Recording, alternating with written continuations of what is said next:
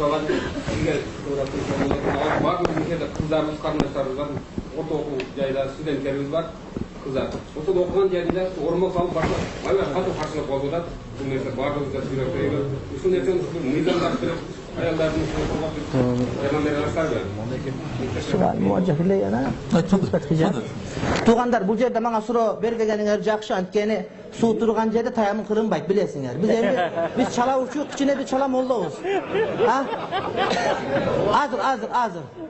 Анан бирок айтып берейин, ушунча болуп отуруң. Тынчыраак тугандарым. Айтып берейин. Эми бул жоолук маселеси боюнча мына кече шайладыңар депутаттар да. Biringer asbest saldırdыңар, biringer gaz kirgizdiңер, biringer misyondan pul aldыңар, чынбы? Biringer tuğançılık kılıp şayladыңар, biringer başka nesi şayladыңар. Ошол депутатыңарга айтып келе, мыйзам киргизип берсин деп. Адамдын ыйманына карап шайлабасаң, пулун алып шайласаң, туганчылык шайлап куду ушундай. Бизге чала болуп дагы жүрөбүз. Дагы 5 жыл кыйнала беребиз. Пулга сатылсаң мына ушундай болот.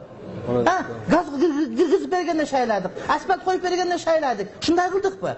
Эгер ыйманына карап шайлаганда, ошолор бүгүн мыйзам чыгарат эле.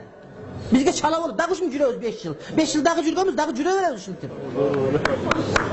Түзү керек адам болуш керек шайлоого келгенде. Амана деген эч ким билбейт.